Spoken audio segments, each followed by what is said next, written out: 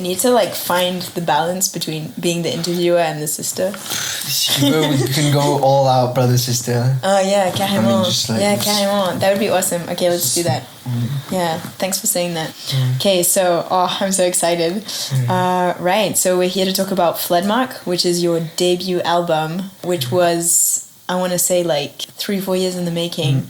Written, as you put it, during a half year without running water and electricity in rural southern France. Is it really as romantic as it sounds? No. That's definitely a romantic title. It's like the title before you get into like the nitty-gritty of like the album. Yeah. What was the context of being in that situation? It was the first time, I guess, in my life that I was really left to my own device, because previously I had been under the wing of a girlfriend and a family and of an academic system.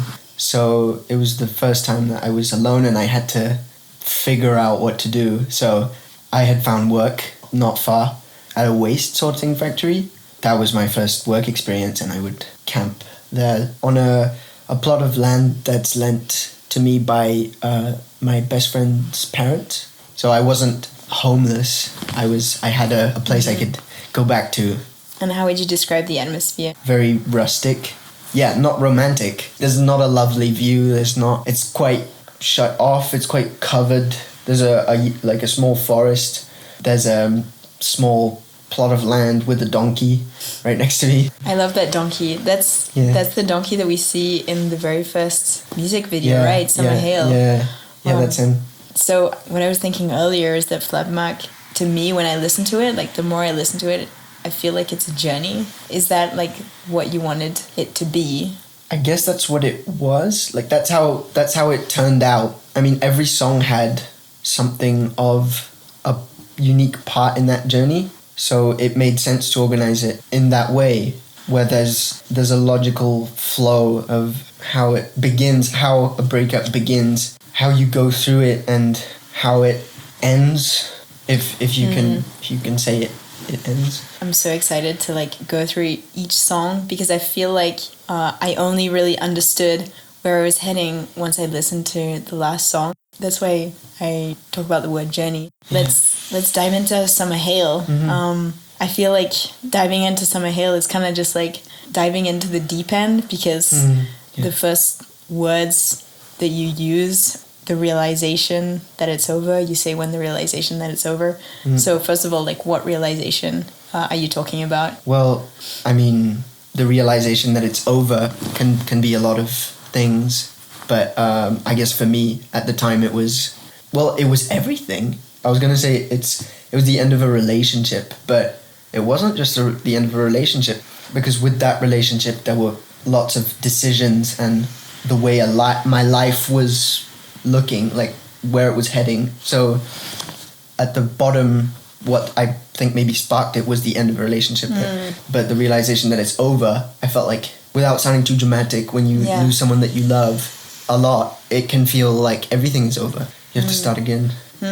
Yeah, that's the sense I got when I was listening to it, was like this shock, because Summer Hail is in itself like quite a shock to feel that, and you describe it like in the song. You also talk about like this flood, and at the beginning of the music video, it's like there are these chairs that are, you know, sort of deep in water, and we don't really understand what's going on, but then as the music video like progresses, there's like the apparition of like thunder, like the clouds sort of warming up, like and then there's like this angry tattooed man.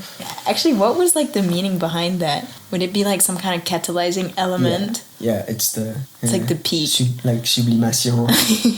Well, sorry, I was curious. I was really curious. But the tattooed man, I wanted to include it because, well, first of all, it's Raul, and he's the first person that heard that song, and he was a part of it from the beginning, because that song didn't mean much to me. It was just a song with 3 chords, and I wasn't very confident with that song, and he was just like, dude, like it really touched him. Wow. So it became important. So I wanted to include him in it as the kind of person that put water on the seed so it could grow.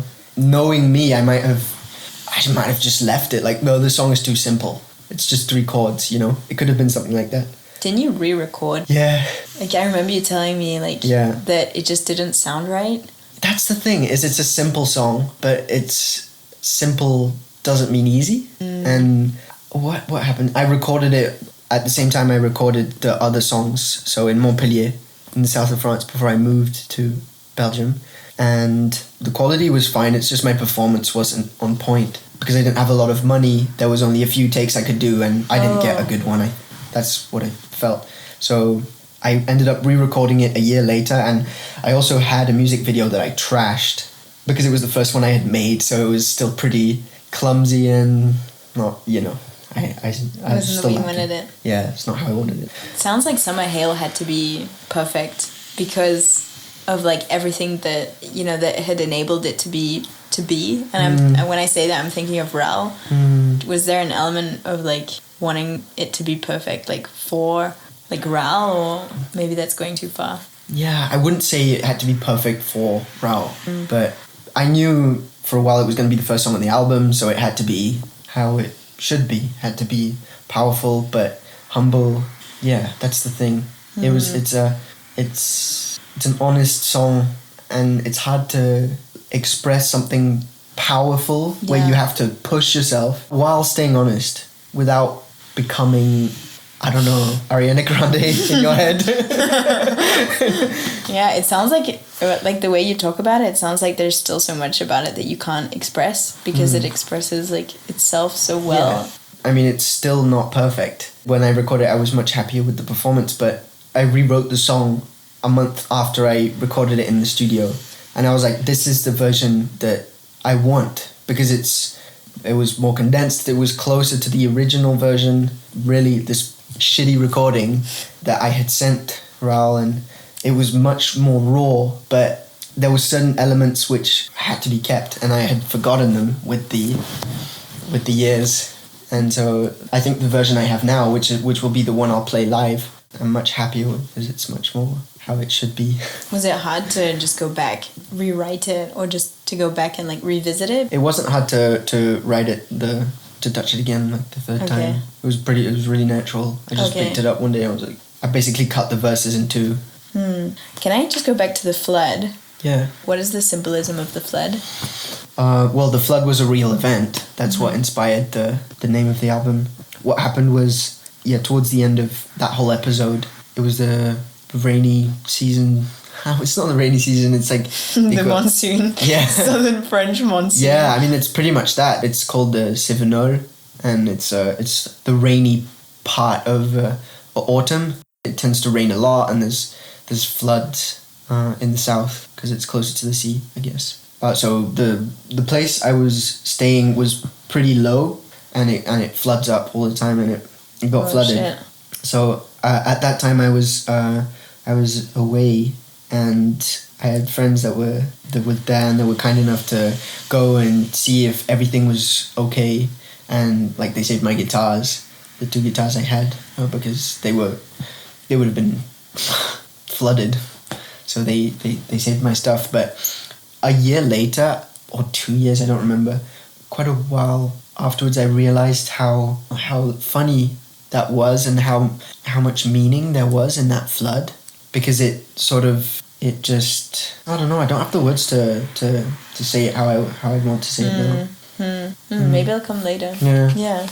I love the music video, by the way. I love how there's like this recurring theme of light and like movement. In Summer Hail. In Summer Hail. Yeah. I was just noticing how like it seems like the two kind of intertwine like throughout the music video.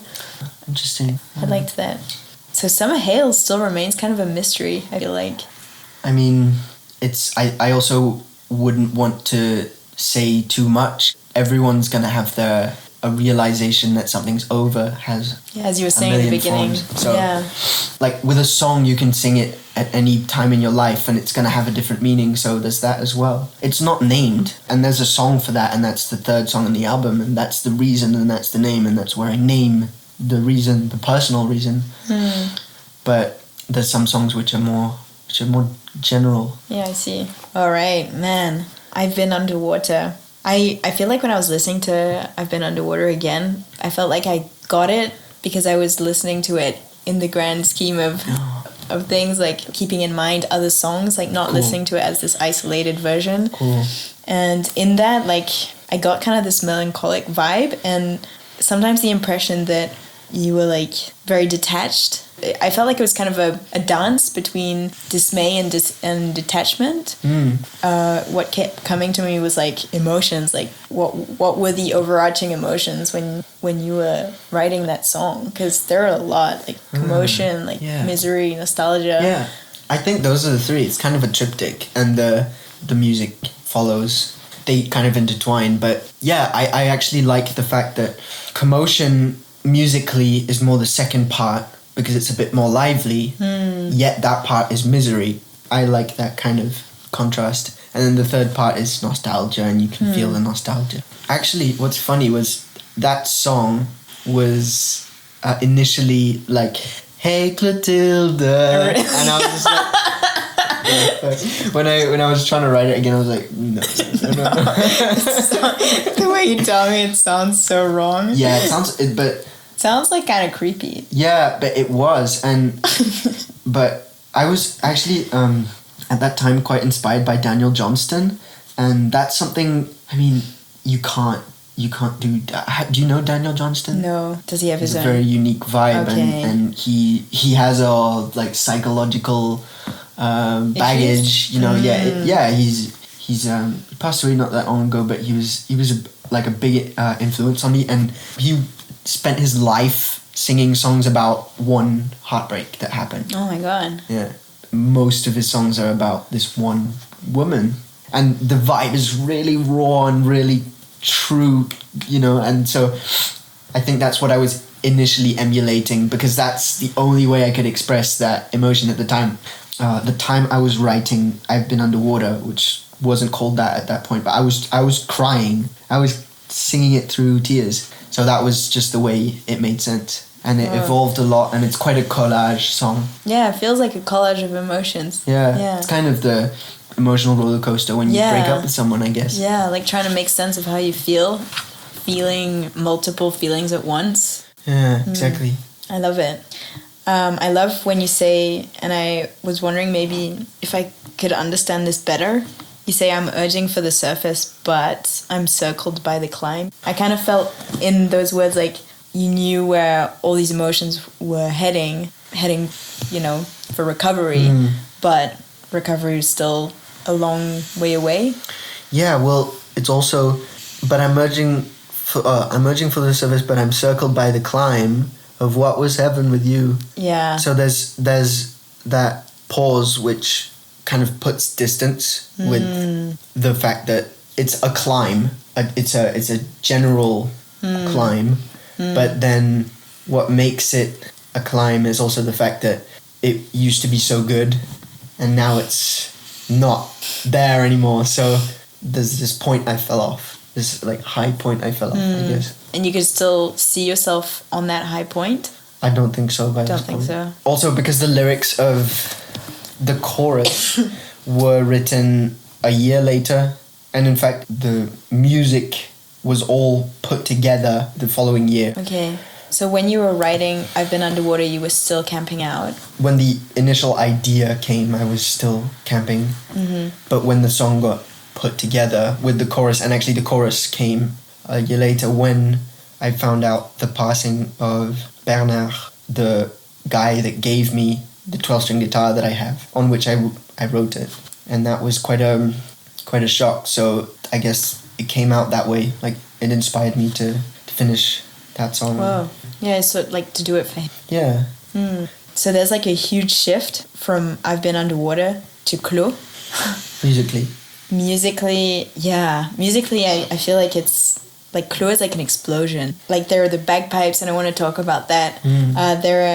There's like this music video, which is like an art piece because it's also a collaboration with someone that was also like important at a period in your life and who helped you like through this process of like emotional healing.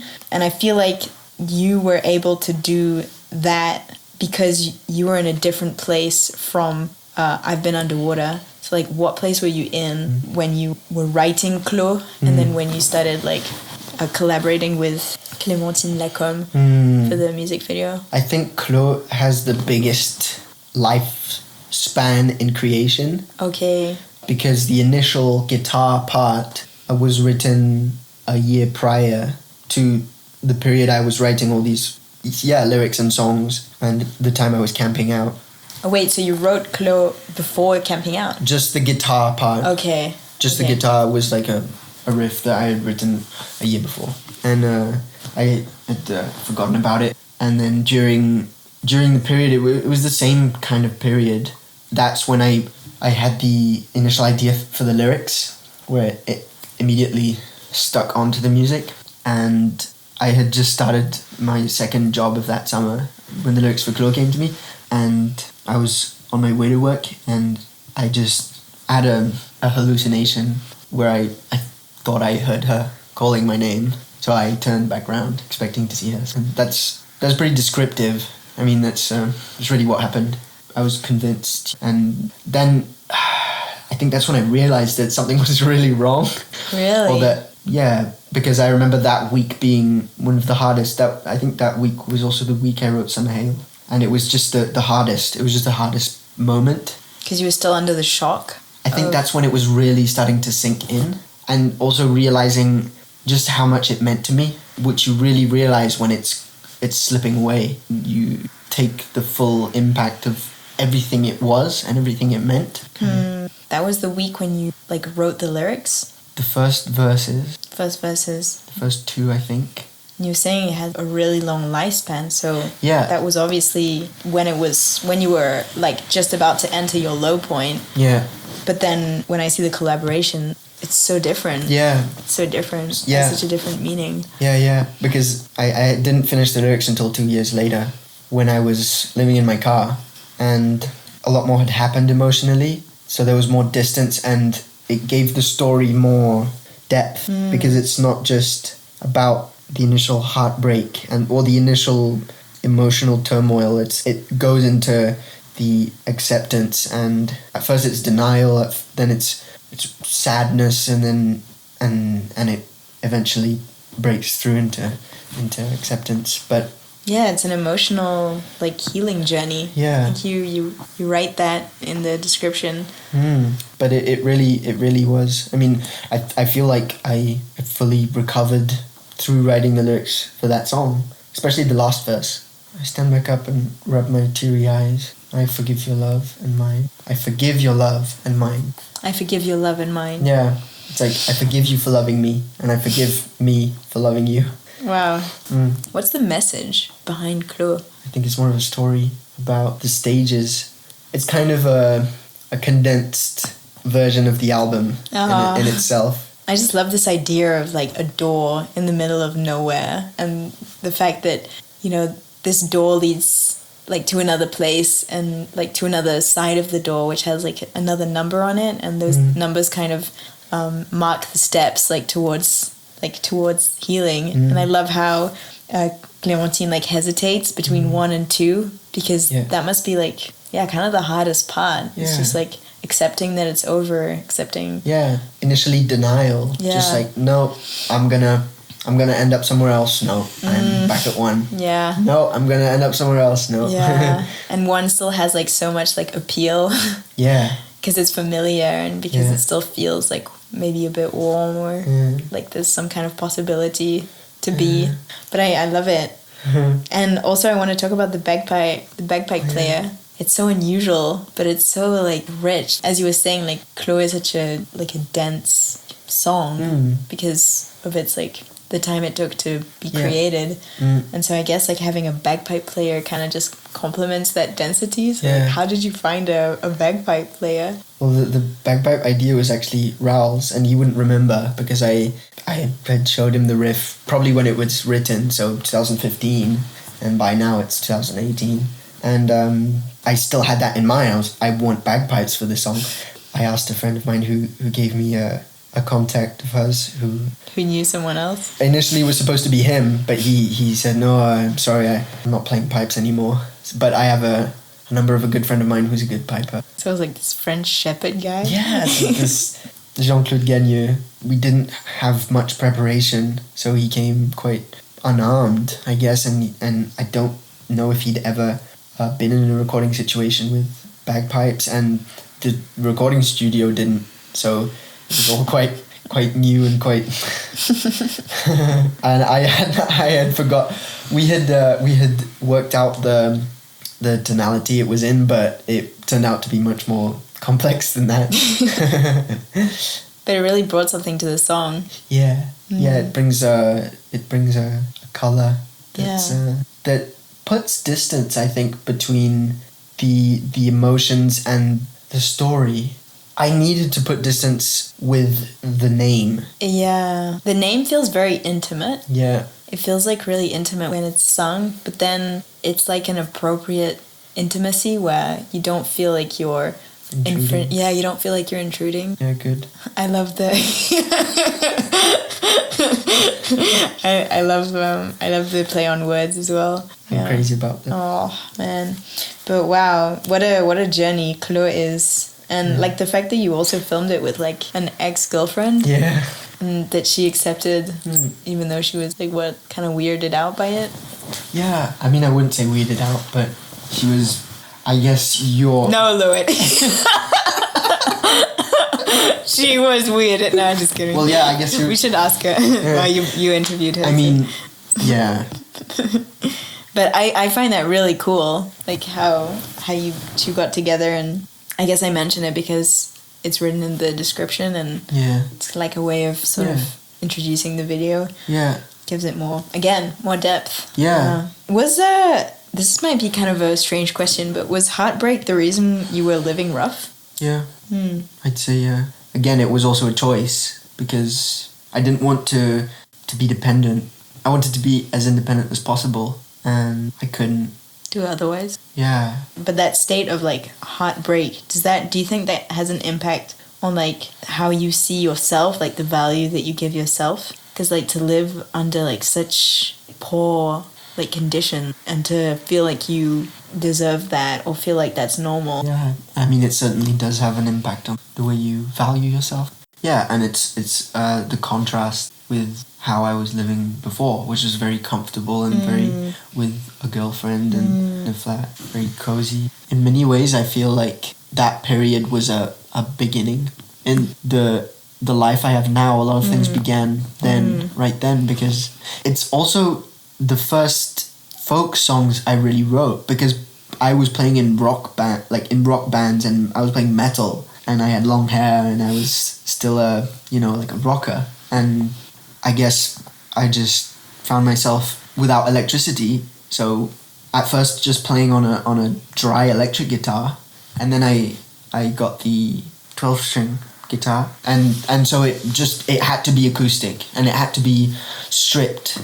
I still feel quite bad about these songs because they're my first real, ballads, and they're good as they are. They're good for what the stories they tell, but the journey I'm on today, which is not rock or still not metal, it started then. And that's also when I first started singing, when I really first started exploring my voice and accepting that I was a singer, which I had never accepted playing in a rock band.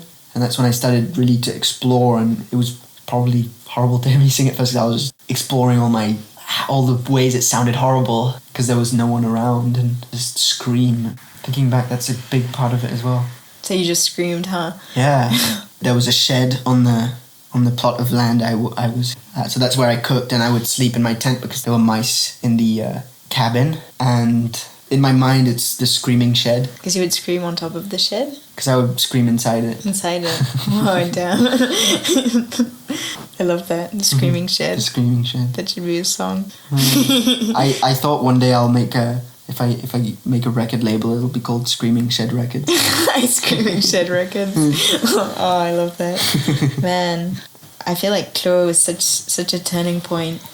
And after that turning point, which is like quite like drastic, from like I've been underwater to Chloe, I feel like Meander just comes in so like fluidly, And the first thing that caught my mind with Meander, and this might be just like a small detail, but it was the fact that Chloe was pinpointed in France. on YouTube, but meander's pinpointed in Brussels. And I just thought that was like really interesting because there's like this geographical shift. And the fact that you're not in France anymore, it's like kind of the end of a chapter. You're completely free from like this demon of heartbreak, or at least you've like healed a lot, and it's like you're on this new path. And so I would love it if you could like maybe tell me about that journey from France to Brussels, and like maybe the impact it had, like either on Meander, either just on your music, like in the making of Floodmark. Meander was already written, but the vocals were recorded in Belgium. So, I mean, aside from the technical quality of my voice, I don't think there's anything that was really added to that song from moving. All right. But I think it was essential that a year passed for my voice to be able to express that song better, because the first lines are very fragile. There isn't much backing up the vocals, and you can hear them in their vulnerability. My voice had to be stronger to be able to express that, for it to still mean something. Okay.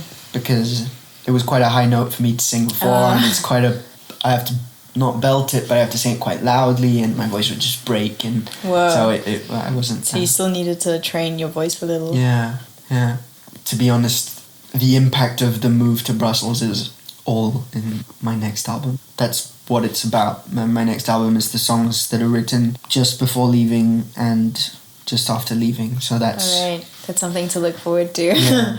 So Meander, like the soul of Meander was already in place before you left. And that's another song where the initial idea came actually a year before the camping period, just before or during the first breakup that there was with the crew.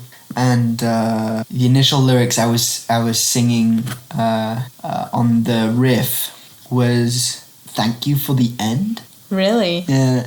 And I couldn't sing that because it didn't make any sense to me while I was heartbroken, but it makes complete sense to me now after I've come through all of it, and I can say thank you for ending it, or thank you for what happened, you know. Thank you for all the pain, thank you for the love.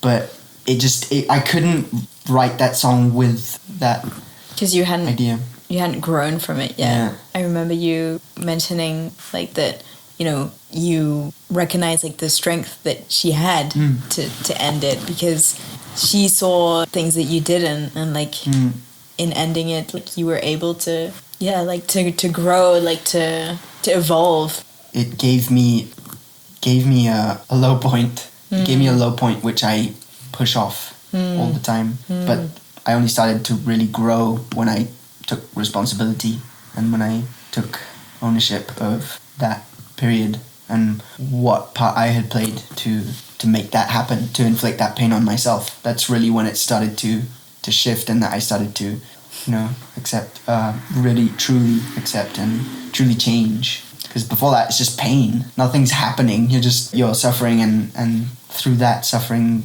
once you take control of it and say, this is mine, this is how this pain is mine, then you can do something about it. Do you think that the first step to taking control of your pain is like just accepting it as yours? I don't know if it would be the first one, but it's definitely an important. Yeah. All right.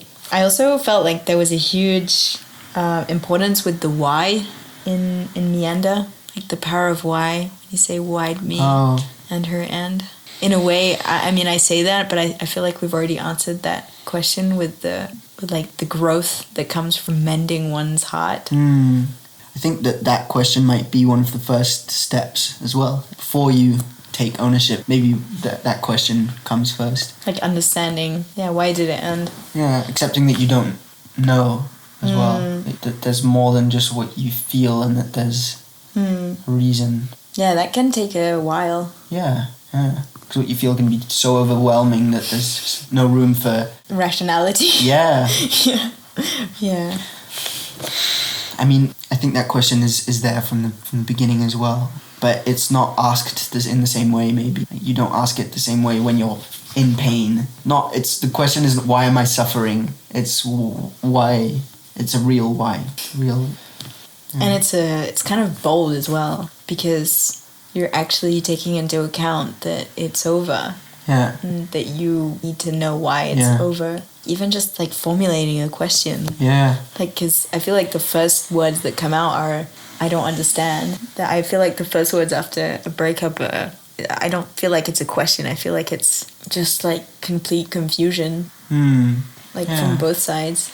But I love that. I love that it can be the first question that you can ask yourself to get on track, to understand all those feelings. I love it. I love meander. Can I Yeah. Can I ask you a question? What do you understand from the last part, from the lyrics of the last part in that song? She's still out there and I'm happy. Yeah, and he's still in here.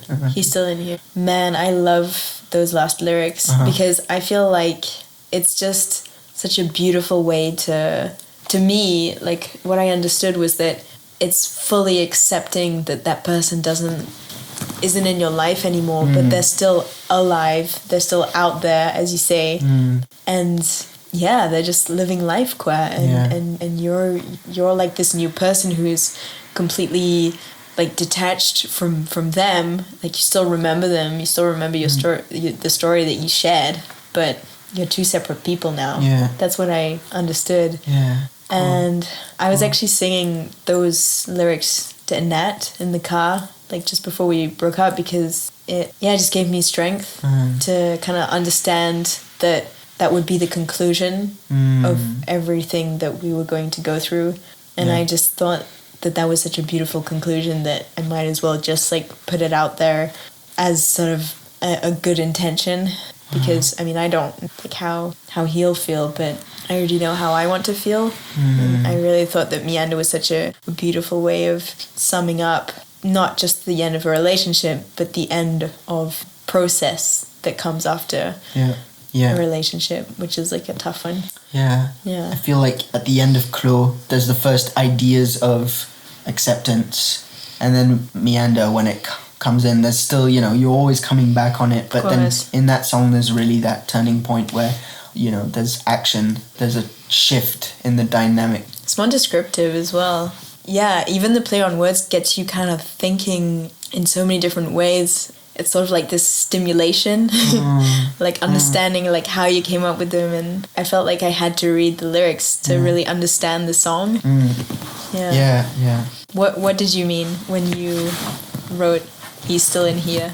I mean, I think the way you understood them is close to how I meant them. That's awesome. But it's a very blurry way, because it's sometimes the best way to describe something is by being really minimalistic.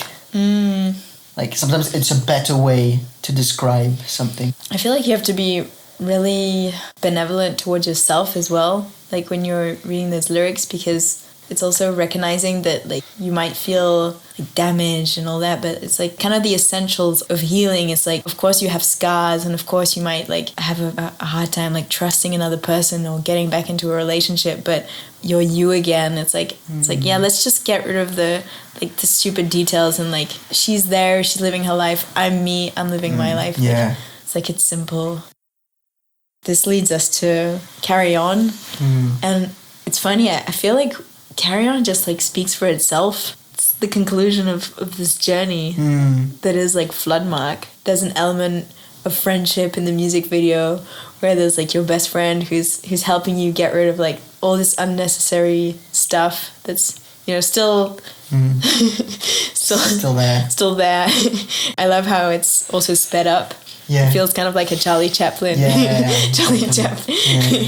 movie. I love how he's helping you carry this table and you're just throwing it out. And there's like the camaraderie and I feel like Carry On really, really speaks for itself. I don't know if you want to add anything about how your best friend helped you do that music video. Oh, it was pretty simple. It was just, I'm going to film this music video. Do you want to come? It was just like, I'll see you.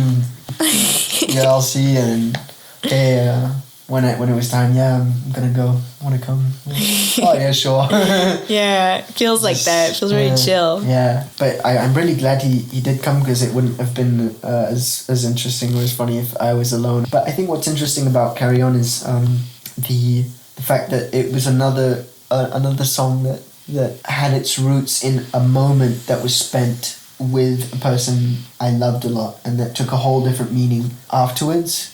So it's an uplifting, it's an upbeat song, and the lyrics are very positive, but they were also written in a very difficult period where I was again living in my car, and it was a necessity to be positive. I think it can be almost a little cheesy, because it's so positive. Come on, but it was really a necessity. Positivity can be a necessity if depression can kill you. When you look at it that way, yeah. Man. Yeah, what a beautiful ending. What a beautiful ending. Just ends on this note of like friendship and like positivity. Yeah. Because you're not forgetting either. You're not forgetting that all that happened. No. There's still the red door, still open. Yeah. Well, we carry it away, but it's still out there. Yeah. For someone to fall, to come across it. It's still there, the red door. Yeah. Man, Lewin, I feel like we've covered a lot of territory, I think. Yeah. I think that's a beautiful... Oh, yeah. Beautiful way to end things, just with that red door still out there. Yeah. Yeah. I'm really looking forward to your next album. Yeah, me too. Man, all right. Yeah, thanks. Yeah, thanks for interviewing me.